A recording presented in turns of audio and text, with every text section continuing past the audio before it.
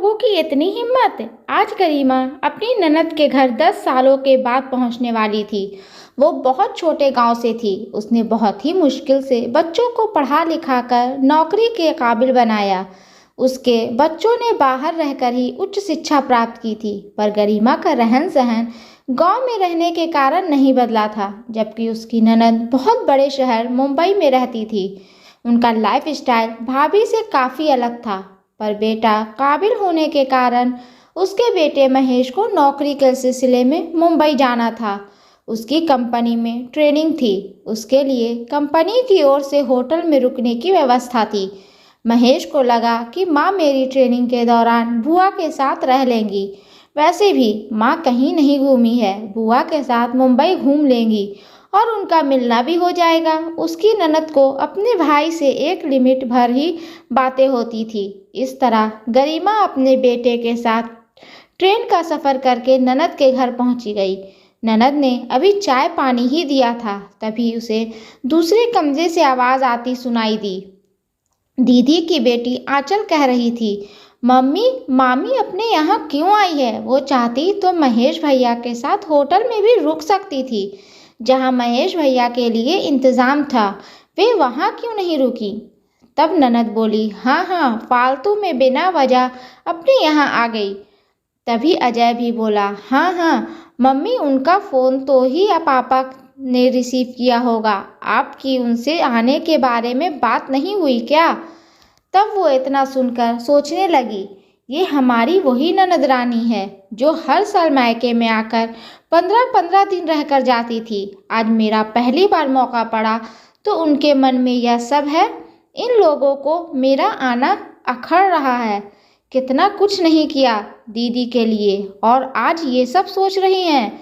उनका आंचल और अजय की डिलीवरी के बाद आकर आराम करना, मायके में हक से रहना, और आज वह जब मायके में होती तो मैं उनके मन का कितना कुछ बनाकर खिलाती थी। इनके लिए वो गांव में आना, नानी के यहाँ हर फरमाइश को पूरा करवाना, छुट्टी का मज़ा लेना कितना आसान था। पर आज मैं जब पहुंची तो यह रवैया।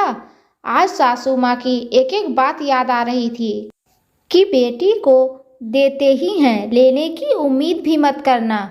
पर इनका मेरे बच्चों को कुछ देना तो दूर, ये तो हमसे प्रेम भी ना करते हैं।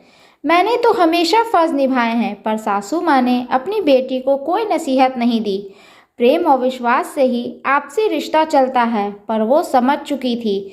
इतना सुनते ही वह बैठक में बैठ गई। तभी नंदोई जी ने हॉल में आकर कहा, अरे भाभी, आपको यहाँ कुछ चाहिए हो तो प्रीति को कह देना। जैसे तैसे रात का समय हुआ। खाना पीना के बाद सब सोने की तैयारी कर रहे थे। तभी प्रीति दीदी ने नंदोई जी से कहा, सुनिए जी, आपको एक बात बता दूं, कल मेरी किटी पार्टी है। आप भाभी को उसी होटल में छोड़ आना जहां महेश रुका है। मैं नहीं चाहती कि भाभी अकेले हमारे घर में रहें। तब बेटू अजय बोला, मम्मी मामी तो गांव की हैं, उन्हें शहरी तौर तरीके नहीं आते हैं, इसलिए किचन में मत जाने देना। पता चला उन्हें कुछ यूज़ करना ना आए और नुकसान कर दे। तभी आंचल भी बोली, हाँ भैया, मामी खाना बनाए तो कहीं अधिक अच्छा खाना बनाने के चक्कर में अधिक तेल मसाले ना डाल दे। मुझे भी कोलेस्ट्रॉल नहीं बढ़ाना। पता चले मेरा डाइट प्लान का टाइप फिक्स हो जाए। पता चले कि गांव जितना घी वाला ही आलू हलवा बना दे।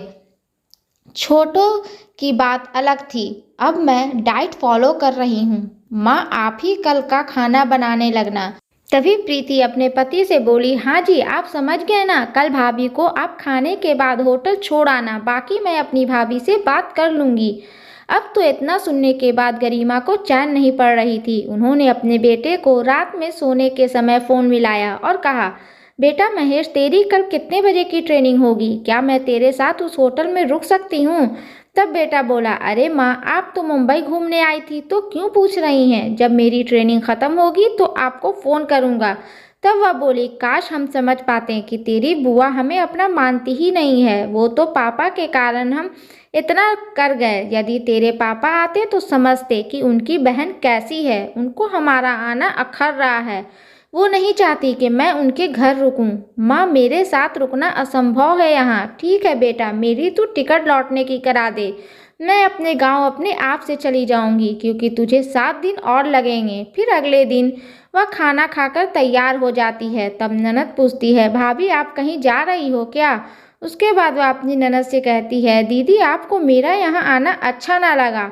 मैंने आप लोगों को कल की बात सुनी और लगा कि मैं फालतू ही अपना समझकर आपके पास चली आई।